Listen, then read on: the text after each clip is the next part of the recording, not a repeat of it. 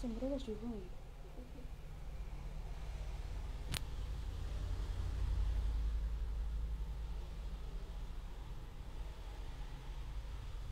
Tolong.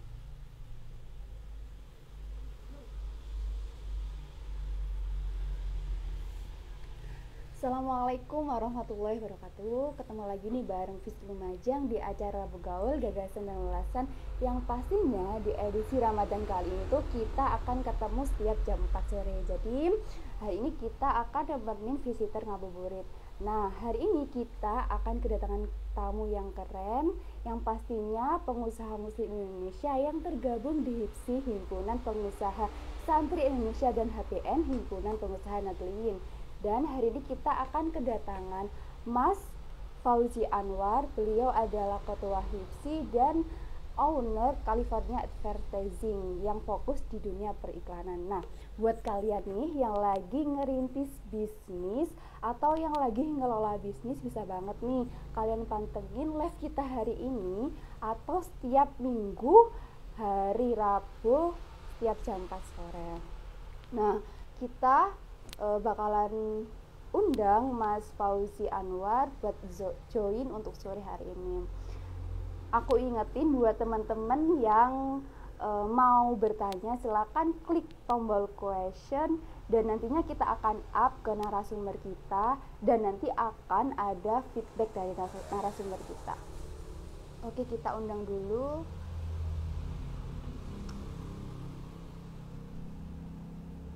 Mas Fauzi Anwarnya.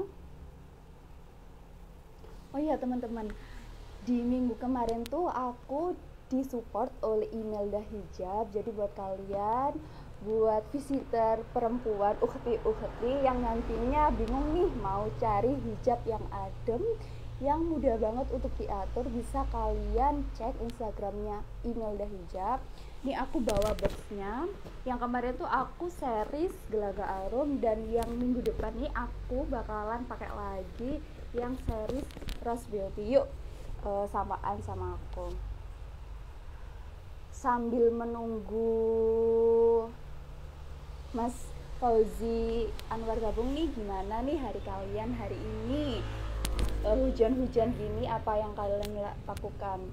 Ajak teman-teman kalian buat live hari ini. Yang pastinya di volume 26 ini kita akan belajar tentang bisnis lagi, tapi lebih fokus di marketing dagang ala Rasulullah SAW. Di volume 25, 24 kita juga fokus di perdagangan, tapi di volume 24 kita fokus pada membangun bisnis. Kemudian di volume 25 kita fokus pada pengelolaan bisnis.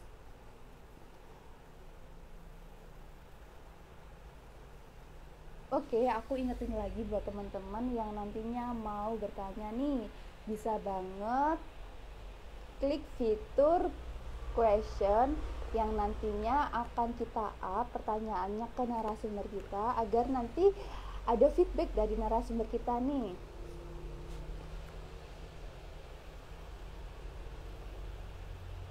Kayaknya belum join ya Mas Fauzi Anwarnya.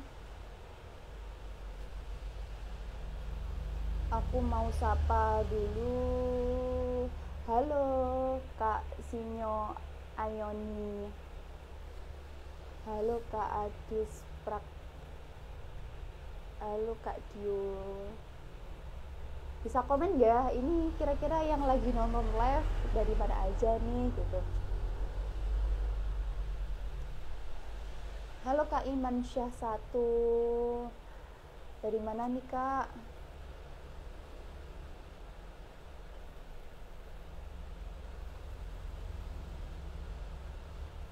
Ada yang baru join juga. Halo Kak Wisnu Rolandi. Halo Kak Vicky Khairullah. Halo Kak Santri.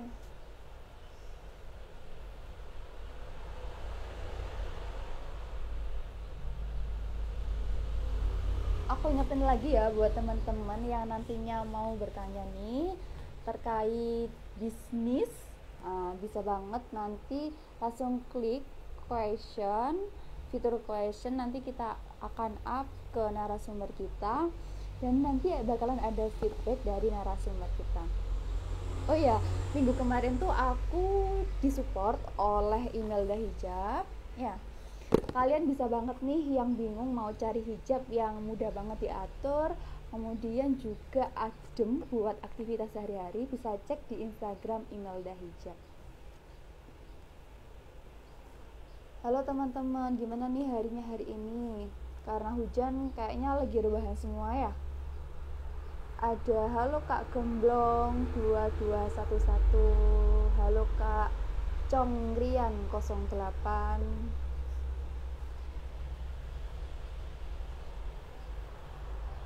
halo Kak Jakaria dan Chandra. Rata-rata yang lagi nonton live di mana aja nih, area Lumajang mana nih? Atau ada yang di area luar Lumajang kah?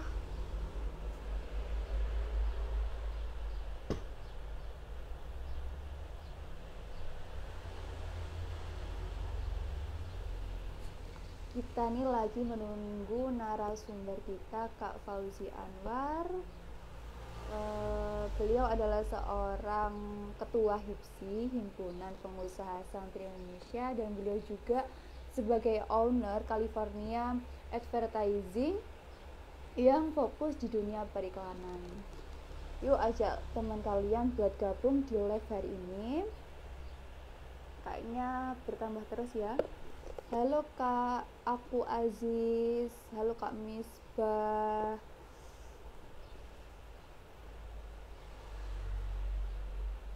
Rata-rata yang lagi nonton live dari mana nih? Oh, ada Sumber Suko. Sumber Suko mana, Kak?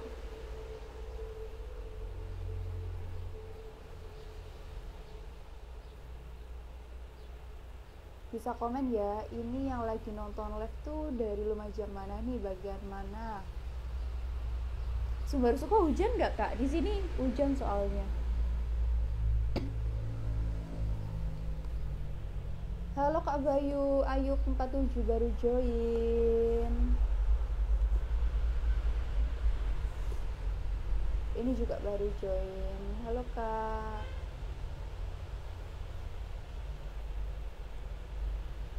Atau di sini yang lagi nonton live, ada yang lagi bangun bisnis nggak, boleh share ya. Kita nanti sharing-sharing tentang bisnis. Jadi nanti buat teman-teman yang mau bertanya bisa banget nih langsung klik fitur questionnya.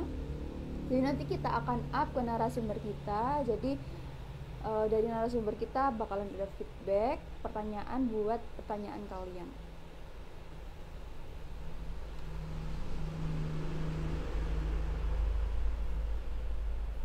Hari ini kita bakalan live bareng Kak Fauzi Anwar. Beliau adalah Ketua HIPSI, Himpunan Pengusaha Santri Indonesia, dan beliau juga sebagai owner California Advertising. Itu fokus di periklanan ya, seperti banner dan lain-lain. Jadi di volume 26 ini kita akan belajar marketing ala Rasulullah SAW. Sebenarnya di edisi Ramadan kali ini tuh kita fokus ke apa ya, ke bisnis gitu ya, ke apa ya, lebih ke pedagang dalam Islam. Di volume 24 itu kita ngebahas tentang gimana sih membangun atau merintis dari awal gitu. Kemudian di volume 25 gimana sih kita mengelola bisnis. Nah di kali ini tuh kita bakalan ngebahas gimana sih marketing dagang ala Rasulullah SAW.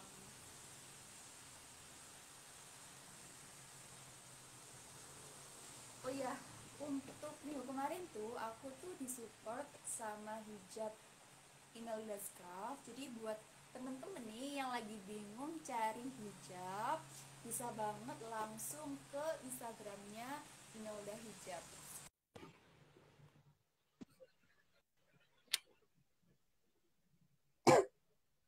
Assalamualaikum Kak Fauzi. Waalaikumsalam. Waalaikumsalam warahmatullahi wabarakatuh. Gimana Kak, sinyalnya aman nggak Kak? Soalnya lagi hujan nih Kak. Gimana, gimana? Sinyalnya aman nggak? Soalnya kan lagi hujan nih, takutnya nanti loading gitu. Iya, Putus-putus iya. nggak aman ya? Alhamdulillah aman, kita pakai WiFi ini. Oh ya udah. Kebetulan Gimana lagi di kabarnya rumah. Kak hari ini? Hmm, Alhamdulillah baik, walaupun dalam keadaan berpuasa tetap semangat. Ya, tetap semangat berbagi ilmu ya Kak sore-sore iya, hari ini. siap, Dan siap. kali ini kita kedatangan Kak Fauzi Anwar ya Kak. Kakak ini kan sebagai ketua HIPSI dan owner California Advertising ya Kak. Ya, Dan yang betul. pastinya itu eh, tergabung dalam bisnis atau bisnis Muslim Lumajang yang pastinya keren-keren kan. Yang kemarin Insya datangkan Allah, insya Allah. kita datangkan pembina HIPSI, kemudian kita datangkan ketua HPN. Dengar nggak Kak suara saya Kak? Iya, iya, iya. Dengar ya. Dan kali ini Iya, di iya. volume 26 ini kita akan belajar tentang marketing dagang ala Rasulullah SAW. Nah, sebelum kita Iya. masuk nih Kak ke materi atau kita sharing-sharing hari ini kan yang saya tahu nih Kak, semua orang yang sedang berdagang itu lebih ke pendekatan one on one ya Kak, atau kita lebih ingin mengenal nih si konsumen kita atau gimana sih keinginan atau kebutuhan konsumen kita. Nah, pertanyaan aku Hmm. nih, gimana sih cara berdagang Rasulullah atau sahabat Rasulullah di zaman dahulu itu Kak? Eh, Pertama, sebelum saya masuk ke sana, saya ingin perkenalan dulu ya. Ya, Oh saya iya baru lupa. masuk di, ya kan belum perkenalan ini ya. Perkenalan. Saya baru kali ini live dengan Mbak siapa namanya? Mbak Indah. Panggilannya? Panggilannya Indah. Indah. Mbak Indah. Ya. Oke, Mbak Indah ini live dari mana Mbak Indah? Kalau saya pribadi lagi nunggu wisuda. Oh, nunggu sudah. Ya,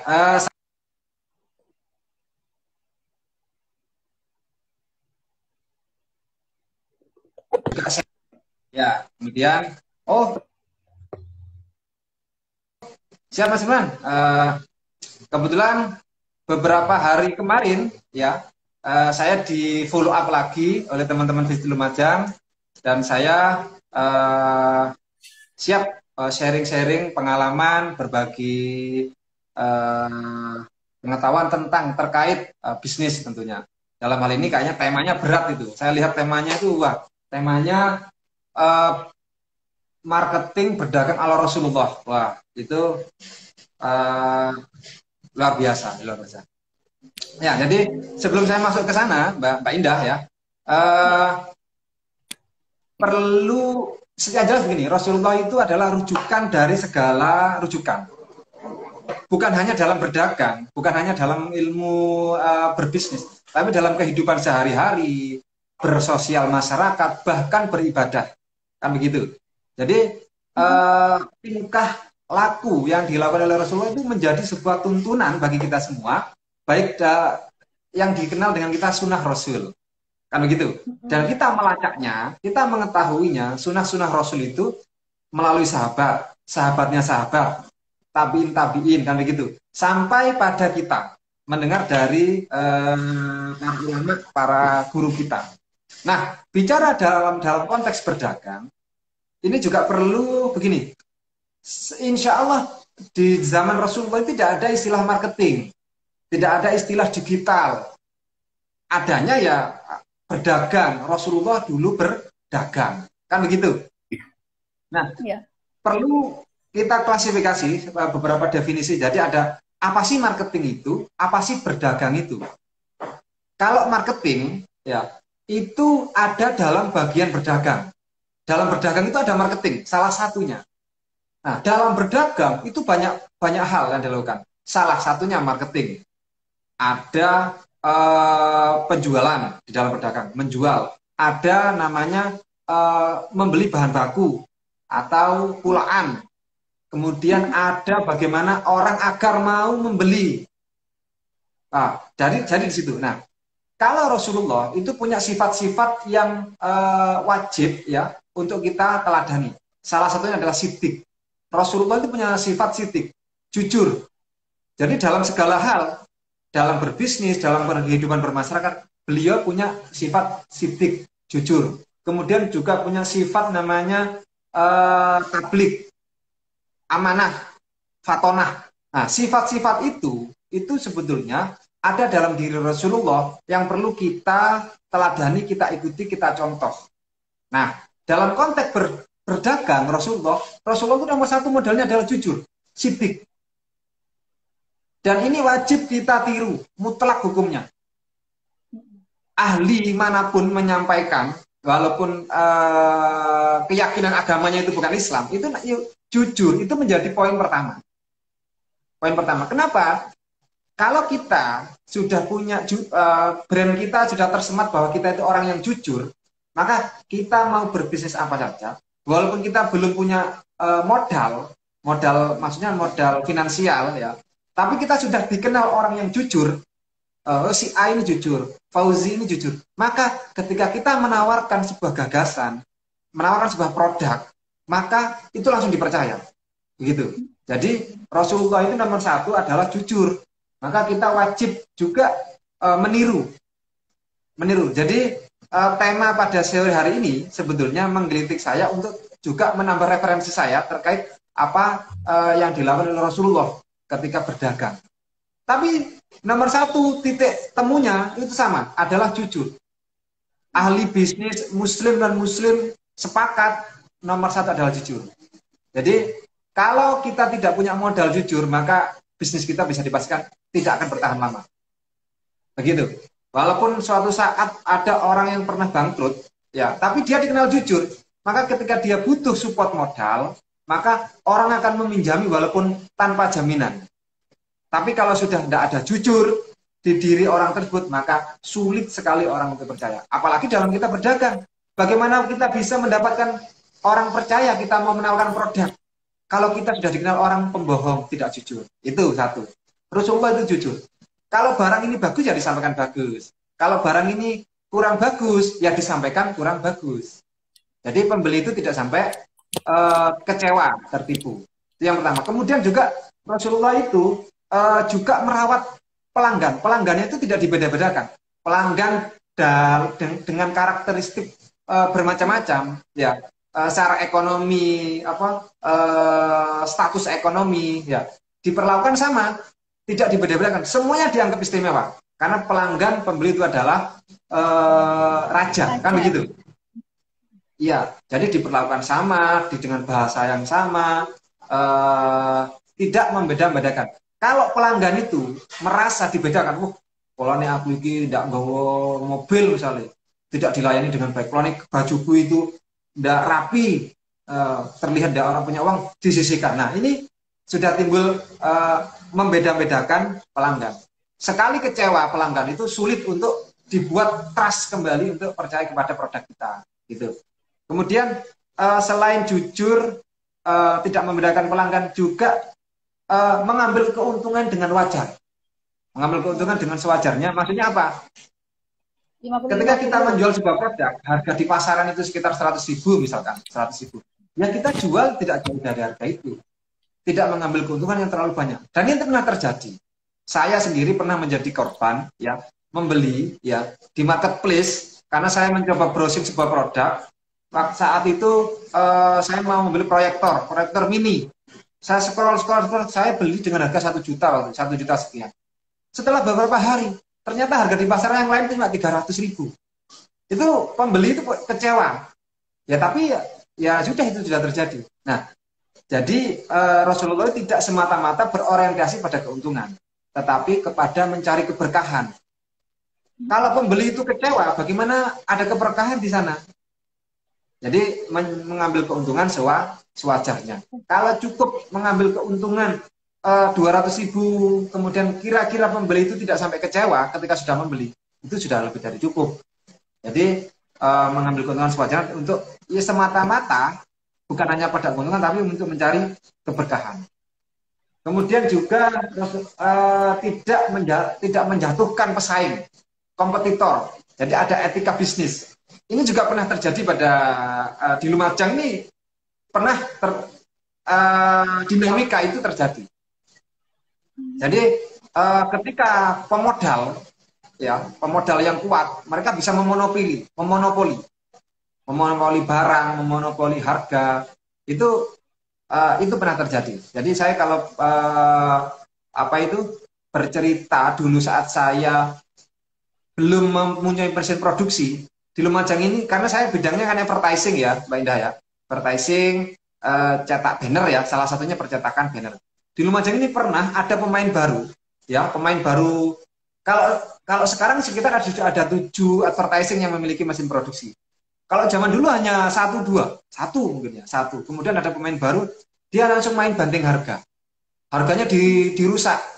Waktu itu pasaran harga masih 14.000, 13.000, 15.000. Dia datang dengan harga 11.000. Banner disebar di beberapa tempat-tempat strategis, akhirnya harga ini dirusak. Karena pemain baru percetakan A dengan 11.000, percetakan B tidak mau kalah, dikasih harga 10.000. Percetakan A tidak mau kalah, diturunkan lagi 9.000. Percetakan B tidak mau, akhirnya turun harga sampai pada angka 8.000 waktu itu. Saya ingat betul. Sehingga apa? Perang-perang harga di situ tidak ada etika bisnis. Karena niatnya menjatuhkan orang lain, menjatuhkan pesaing bisnis yang lain. Karena sejujurnya pesaing itu bisnis orang lain yang sama dengan kita itu bisa menjadi sinergi kok. Dan saya sering melakukan itu. Bisa menjadi mitra kok, tidak harus menjadi musuh. Jadi kalau harga menghancurkan harga, perang harga itu cara primitif. Jadi agar orang lain tidak bangkit ya, sampai orang lain tutup kalau perlu, niat yang seperti itu tidak boleh. Dan itu pernah terjadi di Lumajang, ada yang sampai gulung tikar karena tidak mampu persaingan harga di awal-awal itu, karena salah satu percetakan besar itu dia banting harga dengan karena tujuannya apa? Beda ya, banting harga bakar uang untuk memperkenalkan produk dengan menjatuhkan orang itu beda. Boleh bakar uang, harga dimurahkan, tapi ada promo di situ. Promo grand opening misalkan, boleh. Grand opening soft launching misalkan, dapatkan harga sekian, itu boleh. Tapi kalau niat menjatuhkan orang lain, bisnis orang lain, itu tidak disarankan. Rasulullah tidak mengajarkan seperti itu. Kira-kira seperti itu, Mbak Ida. Tadi kan membicarakan tentang harga banting atau harga pesaing. Dengar nggak, Kak? Kenapa? Tadi kan sempat bilang banting harga gitu kan, Kak.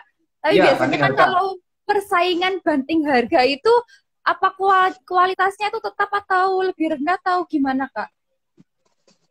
Begini, konteks tadi banting harga itu momentumnya saat itu saya ingat betul, sengaja mau menjatuhkan lawan dengan kualitas yang sama. Sebenarnya tidak ada untung di sana, tidak ada untung.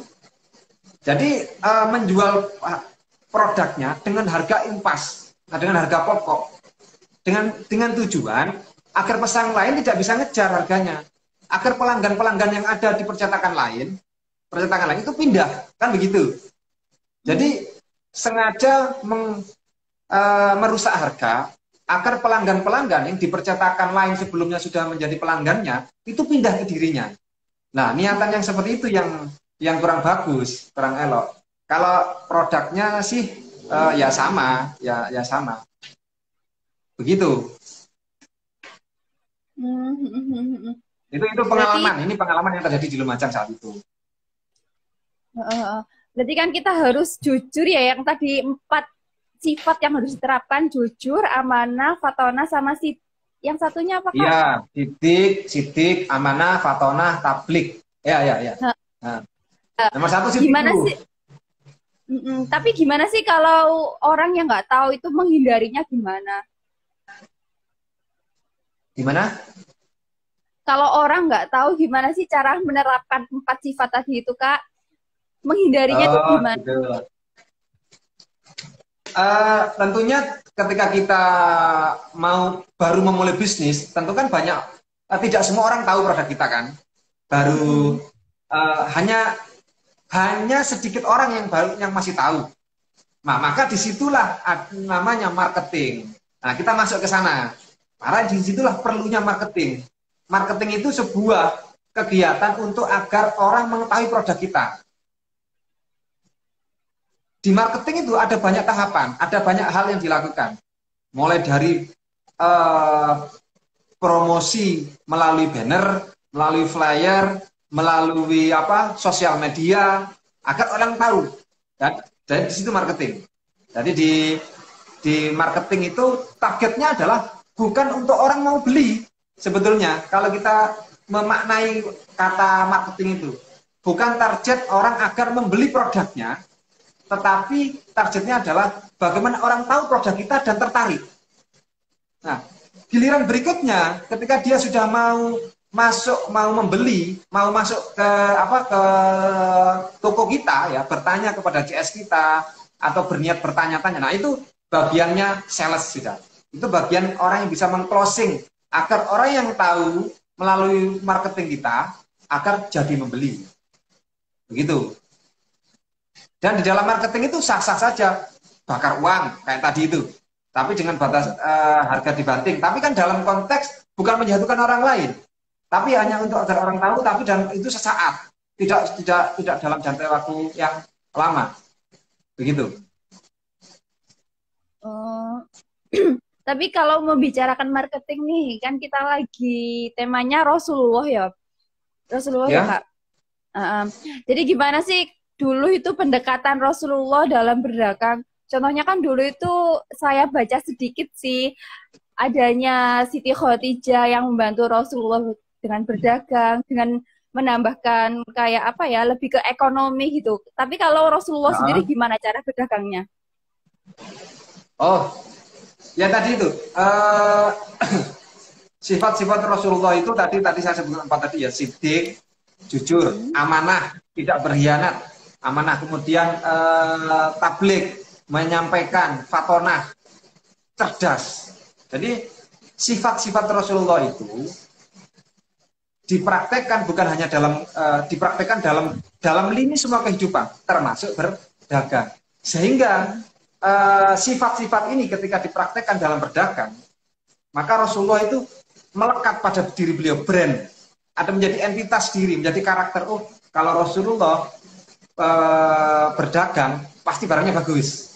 Pasti bermitra dengan Rasulullah pasti menguntungkan, begitu. Nah, itu yang dilakukan oleh Rasulullah, menjaga karakter-karakter yang bagus tadi. Itu sebenarnya karakter yang harus dipunyai oleh santri, karakter-karakter santri tadi itu, yang jujur dan seterusnya itu. Maka dengan berjalannya waktu, perlahan tapi pasti bertumbuh secara teratur, omset akan naik, produk akan semakin dikenal, bisnis akan terus berkembang. Begitu kira-kira Pak Ida. Saya sebenarnya hanya menjalankan itu saja. Jujur, amanah, tabligh, fatonah dalam berbisnisnya. Perlahan Rasulullah semakin dikenal dari mulut ke mulut. Begitu. Sehingga dikenal dengan pebisnis yang salah satu pebisnis yang sukses, Rasulullah. Tapi kalau kita membicarakan negatifnya tadi, kira-kira di dalam Islam, kalau berdagang yang batil itu seperti apa? Yang hal-hal yang dilarang itu seperti apa? Nah, ini kembali kepada yang kebalikan dari yang dilakukan oleh Rasulullah tentunya. Yeah. Saya tadi sempat mengupas sedikit tentang pengalaman. Ini pengalaman pribadi saya waktu saya merintis sebuah usaha advertising. Percetakan besar, salah satu percetakan besar di Lumajang. Saya sempat dikunjungi, Mbak. Saya sempat dikunjungi salah satu percetakan besar di Lumajang. Saat itu 3 tahun yang lalu. Saya mau bikin promo nih, mau bikin promo waktu itu. Bikin promo, banner sudah siap, sudah banyak banner. Tinggal pasang di tempat-tempat strategis. Saya didatangi, dikunjungi oleh salah satu mas ya, percetakan besar di Lumajang ya. Mas, kalau bisa jangan dipasang ini bannernya. Banner promo saya itu oleh beliau itu disarankan, Mas, udah dipasang nih, Mas. Waktu saya mau banting harga, grand opening, begitu saat itu. Nah, iso Lumajang ini harga banner itu merata, ada asosiasi lah semacam paguyuban gitu. Oh, siap Mas, bagus, siap ya, saya ngikut yang senior-senior. percetakan besar di Lumajang saat itu, datang ke tempat saya. Oke, banner saya sudah jadi, Pak. Tidak jadi saya pasang. Tidak jadi saya pasang. Akhirnya, berjalannya waktu, akhirnya saya memutar otak, bagaimana saya memberikan value, bagaimana orang bisa mengenal percetakan baru, percetakan California yang masih baru di bidang banner, sedangkan percetakan lain sudah mentereng, sudah dikenal lama, harganya saya sama. Karena saya menghormati beliau-beliau itu, yang senior-senior itu, dengan harga yang sama. Maka saya memutar otak, saya memberikan value lebih. Apa value lebih? Salah satunya yang saya pakai adalah saya memberikan garansi gratis cetak banner jika lebih dari 1 jam. Saya buat tagline bahwa cetak banner di California tidak sampai 1 jam. Jika lebih dari 1 jam, saya beri garansi gratis. Jadi ini salah satu layanan value yang saya berikan, yang saya tawarkan. Kemudian order cukup WA. Jadi tidak usah email, tidak tanpa DP, hanya WA tanpa DP. Bayarnya saat selesai. Oh, kurang enak apa? Saya beri layanan, tapi harganya sama dengan yang lain. Alhamdulillah, seiring dengan berjalannya waktu, kemudian juga bisa dikirim sampai ke rumah. Dengan berjalannya waktu, pelanggan saya terus bertambah. Pelanggan saya terus bertambah. Nah, akhir-akhir ini saya memantau teman saya ya pesaing saya, Pak, bisa dikatakan pesaing saya. Itu malah melakukan in-commitment tadi, harganya dibanting. Dia banting harga. Padahal saat itu saya tidak boleh banting harga. Ternyata percetakan sebelah, itu banting harga. Dibuat harga sangat murah saat itu. Beberapa bulan yang lalu. Loh, ini tidak konsisten dengan yang disampaikan dulu. Tapi ya saya tetap, saya tidak boleh perang harga. Yang saya jual adalah layanan. Ya alhamdulillah, sampai sekarang alhamdulillah, saya cek grafik, omset saya juga tidak menurun, juga tetap, dan saya punya pelanggan tetap. Nah, ini juga dilakukan oleh Rasulullah, Mbak Indah. Rasulullah itu juga membuat semacam kayak komunitas. Jadi pelanggannya itu dibuat dari yang tidak kenal menjadi kenal, kemudian dijalin hubungan baik, seperti apa, menjadi teman, seperti saudara, sehingga menjadi sebuah ikatan yang dekat, seperti komunitas. Nah, ini mungkin salah satunya. Sehingga pelanggan-pelanggan saya itu sangat akrab dengan saya. Japri saya kadang malam, sangat butuh mendadak, saya lain. Oh siap bos, siap masih, istimewa, siap untuk jenengan apa yang tidak bisa, mengakrabkan diri. Sehingga ketika yang lain harganya berbeda, harganya dibanting ya, itu alhamdulillah tetap ke saya. Padahal tahu kalau di percetakan sebelah harganya sudah dibanting. Nah di situ itu salah satu strategi Rasulullah membangun kedekatan, pelanggan itu menjadi komunitas. Nah itu salah satu yang tidak boleh dilakukan. Ini menjatuhkan perang harga. Ini menurut saya tidak boleh. Itu dengan tujuan menjatuhkan orang lain. Itu satu. Kemudian berbohong, lawan kata jujur. Barangnya tidak bagus disampaikan, wah ini barangnya siap pakai, istimewa.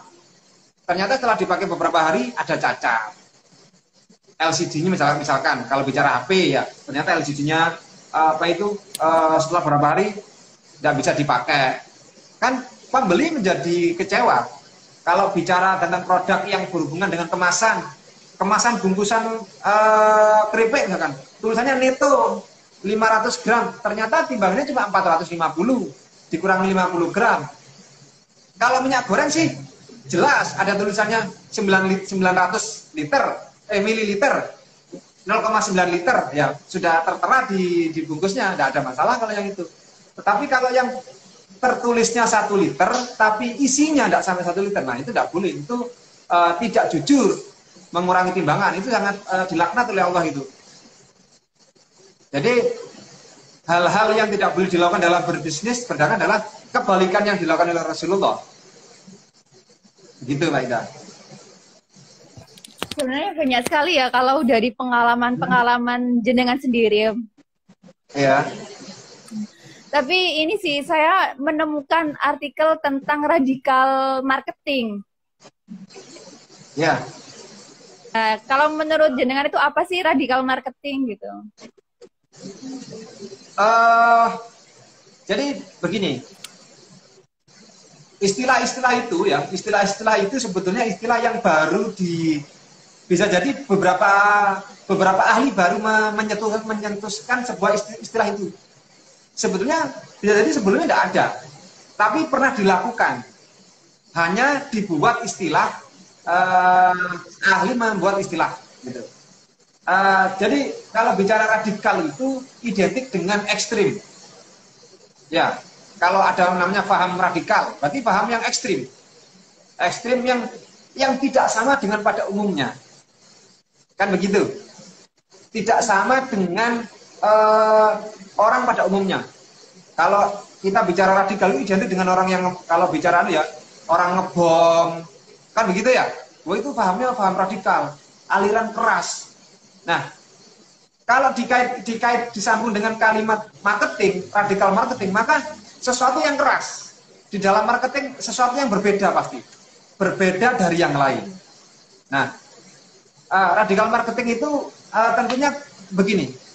Sesuatu yang berbeda dari pada umumnya, atau menjadi pembeda, diferensiasi. Apa sih yang berbeda dari apa tren saat ini. Jadi kita harus mencari itu. Setiap produk pasti berbeda perlakuan, berbeda, mencari pembeda dari produk kita masing-masing. Nah, dari konteks marketing, radikal marketing ya, kalau kita kaitkan apa sih yang berbeda di dalam marketing itu ada, kalau apa, membuat value lebih. Jadi radikal marketing itu kalau saya melihat dari beberapa referensi, sebetulnya adalah mencari pembeda dari hal-hal yang dilakukan pada umumnya. Contoh, kalau orang dengan hanya menjual ya, memberi informasi produk hanya dengan share, ini ada banner, kalau kembali ke contoh banner nih, banner harganya 17.000 per meter, alamat di ini. Nah, itu sudah umum, itu sudah mainstream. Nah, kalau radikal itu sesuatu yang berbeda. Bisa jadi kita memberikan brand, kita sedang memasukkan brand bahwa produk A ini memiliki karakteristik seperti ini. Nah, contoh nih, California Advertising, ya, percetakan banner saya itu, image yang melekat, ya, ini beberapa kali saya tes.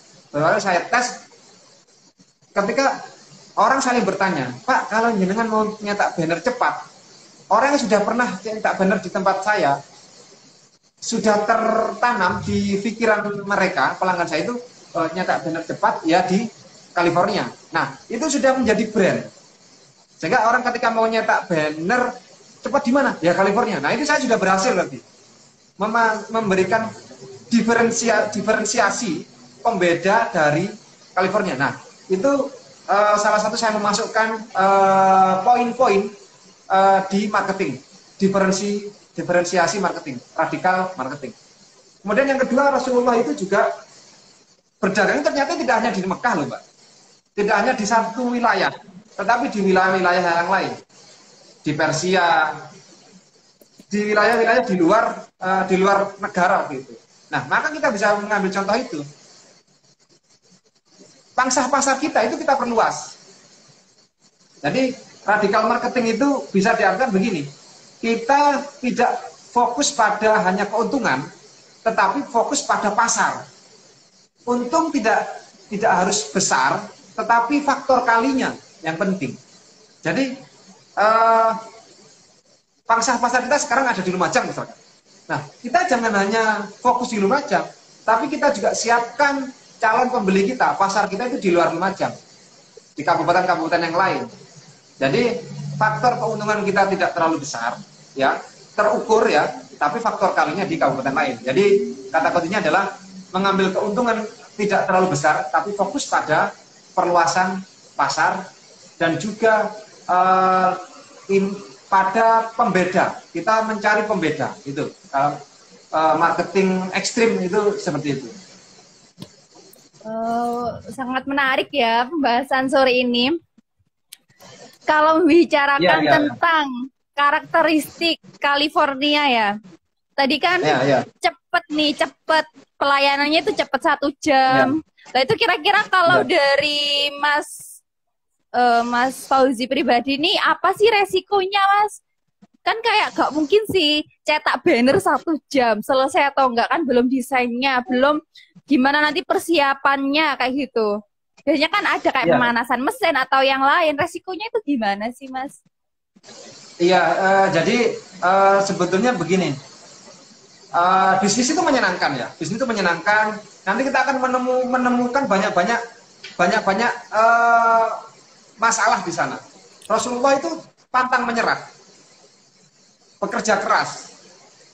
Saya ketika mau merintis percetakan, ini cerita sharing ya, ketika saya baru merintis percetakan California, di salah satunya nyetak banner, itu saya 1 tahun pertama itu berdarah-darah, tidak ada keuntungan di sana, tapi minus terus, setiap bulan minus impas. Karena proses saya mau menjual itu sangat sulit, untuk target omset itu tidak pernah terpenuhi di 1 tahun pertama. Karena saya kalah dengan percetakan yang sudah mentereng. Banner promosinya sudah besar, sudah dikenal. Top of mind-nya percetakan sebelah. Orang-orangnya tak benar, percetakan A, sudah top of mind-nya di sana, bukan percetakan California. Dan saya butuh proses untuk membuat orang kenal.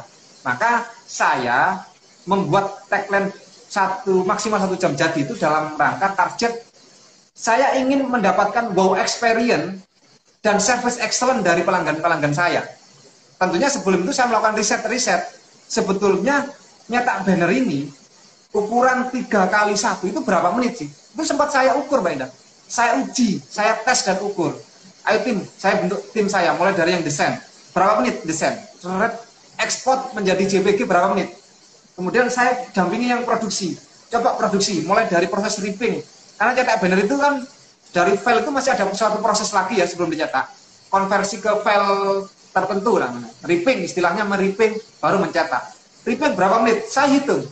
Nyetak berapa menit? 3x1. Dari situ saya simpulkan, ternyata nyetak banner 3x1 hanya 2 menit selesai. Butuh keringnya dan sebagainya. Oke, kalau begitu saya akan buat tagline. Kita akan buat tagline maksimal 1 jam jadi. Kalau tidak jadi kita gratiskan. Siap ya? Kalau ada risiko kita tanggung bersama. Jadi ini salah satu tagline yang sensasional kayaknya. Akhirnya tim saya sudah biasa berlari. Ketika ada order, CS, desain, produksi itu berlari. Sudah biasa berlari. Karena jangan sampai lebih dari 1 jam. Tentunya ada syarat ketentuan berlaku. Ketika cetakannya banyak, maka ada ketentuan berlaku. Ada 4 syarat ketentuan berlaku di sana. Dan itu saya pampang di banner saya. Sehingga, nah ini yang menarik. Target saya itu juga memberikan service excellent ya kepada pelanggan saya. Dan wow experience. Ketika ada pelanggan saya, misalkan Mbak Indah nih mau pesan banner, katanya 1 jam jadi, order cukup WA, bisa dikirim tanpa DP. Mbak Indah pesan ke saya jam 9 pagi, bannernya 3x1, desainnya lewat WA. Mbak, saya mau pesan banner ini, tulisannya ini, peresmian ini, dikirim ke WA saya, ke CS saya. Kemudian oleh CS saya didesainkan jadi ACC.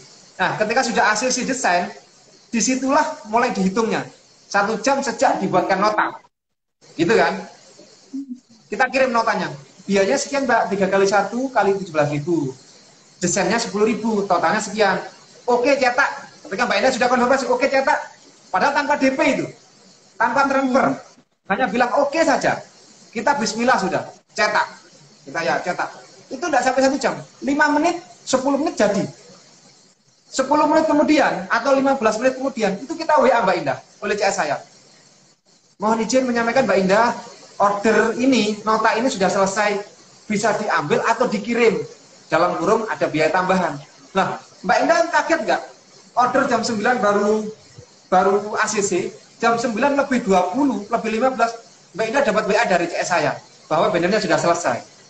Nah, jadi tagline kita 1 jam, tapi 15 menit sudah kita WA. Nah, target kita itu ya itu tadi, mau memberikan wow experience kepada Mbak Indah selaku pemesan ke saya, dan kita memberikan service excellent. servis yang di atas rata-rata.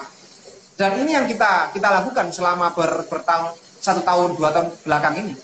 Sehingga maka alhamdulillah perlahan tapi pasti pelanggan-pelanggan saya itu alhamdulillah insya Allah lebih banyak yang puas. Bahkan merekomendasikan kepada teman-teman yang lain. Oh, nah susunya tak ada Illinois, California. Dan banyak pelanggan-pelanggan sebelah itu berpindah ke saya. Bukan karena harganya, tapi karena layanannya. Begitu.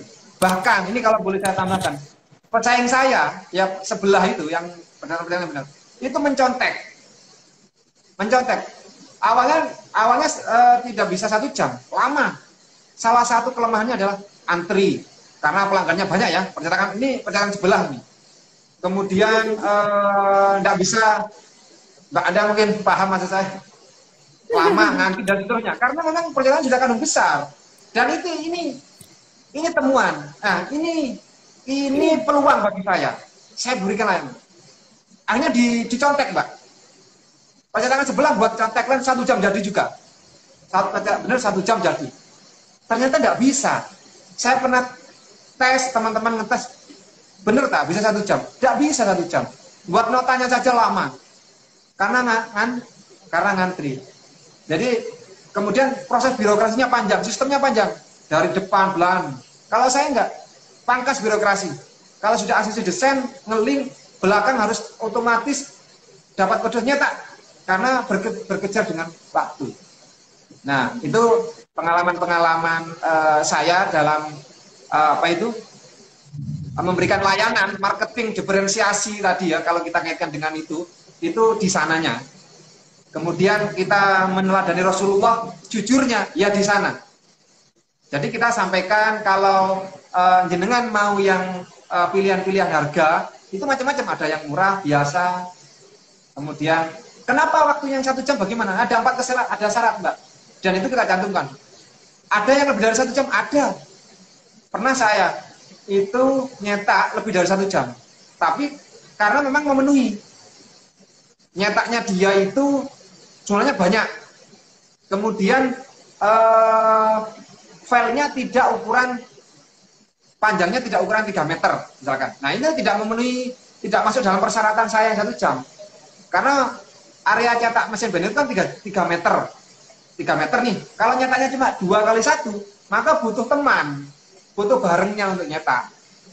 Kalau enggak, emang bahannya terbuang. Nah, itu salah satu hal-hal faktor-faktor penghambat biasanya. Tapi teman-teman enggak begitu sudah. Enggak, ya sudah Pak, tetap 1 jam sudah. Dari tim saya itu merasa memiliki. Walaupun tidak sesuai dalam syarat ketentuan berlaku saya yang harus 1 jam jadi itu. Mereka nyiapkan ganti bahan, nyetak. Nah, itu yang saya kadang bersyukur, saya punya tim yang solid, yang loyal, mewujudkan, mereka benar-benar takut. 1 jam butuh jadi nih. Orang pesen terus berlari. Begitu Pak Indah. Tapi kalau membicarakan resiko, pasti ada resikonya ya. Kayak ini loh. Oh iya, tadi resiko iya tadi kan resiko. Kayak contohnya, tadi kan udah pesen jam 9, ternyata jam 9.20 tuh orangnya nggak jadi pesen. Mungkin sekalian closing statement, gimana sih harapan California ke depannya kayak gitu? Oh iya, terima kasih. Nah ini resiko. Nah, saya setiap 1 bulan sekali itu pasti ada banner yang tidak diambil Pak Indah. Bukan tidak jadi pesan. Banner yang tidak diambil di tempat saya, setiap bulan itu pasti ada. Jadi setiap akhir bulan saya cek ternyata ada berapa banner yang tidak bisa diambil. Orangnya pesan Mbak Indah, bagaimana coba? Orangnya pesan tanpa DP, banner jadi, acaranya sudah selesai, tidak mungkin diambil, acaranya sudah lewat, tidak diambil. Bagaimana saya menyikapinya? Saya tetap berkomitmen, ini adalah layanan saya, ini adalah pembeda, ini diferensial bedanya California ini. Tanpa DP tetap kita komitmen itu, ingin memberikan layanan yang terbaik. Sehingga ya itu menjadi resiko saya. Saya persentase. Nilai yang tidak diambil, kerugian saya, oh ternyata masih dalam batas kewajaran. Dengan omset sekian rupiah, ya sekian juta, kemudian yang tidak diambil sekian ratus ribu. Oh hanya kecil sekali. Nilainya kecil. Jadi masih dalam batas kewajaran. Maka ya saya ikhlaskan sudah. tidak diambil, ya tidak apa-apa sudah. Ini bagian saya, karena begini, pelanggan saya itu kadang tidak paham transfer, Mbak Indah. Ada orang yang tidak paham transfer, tidak paham email, hanya ngerti WA. Ya, itu yang kita layani sudah, karena lebih mudah WA. Jadi resiko itu ada. Bahkan yang tidak diambil, jelas-jelas pesen tidak diambil, besoknya, aduh mohon maaf, itu sudah jadi asam garamnya dunia percetakan. Begitu. Karena orientasi saya begini, saya ingin memberikan layanan terbaik. Karena saya memberi layanan ini berdasarkan saya survei ke pelanggan-pelanggan saya. Mbak Indah, misalkan jenengan mau nyetak banner, apa sih yang diinginkan? Oh, cukup WA. Oke. Nek iso ndak usah DP, bayarnya waktu ngambil. Oke. Saya akomodir semua keinginan-keinginan teman-teman itu. Maka muncullah layanan-layanan kalibernya yang seperti sekarang ini. Terus ada lagi, saya punya pesan itu, nek mendadak bengi bisa. Oke.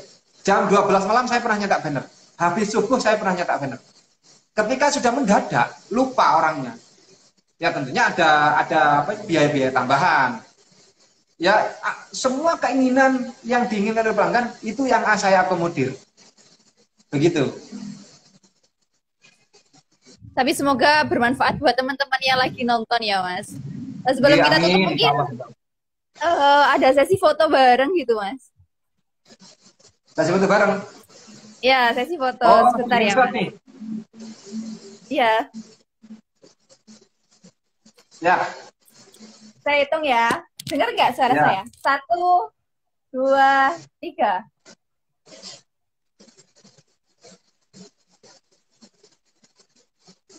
Udah, Mas.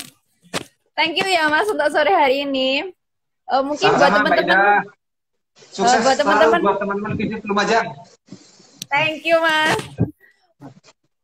Mungkin buat teman-teman yang lagi nonton nih bisa banget diambil hikmahnya untuk hari ini, dan ketika ada yang ketinggalan untuk live hari ini bisa banget teman-teman lihat di channel YouTube Visit Lumajang. Thank you, Mas. Mantap. Siap, mantap. Terima kasih, Mbak Ida. Ya.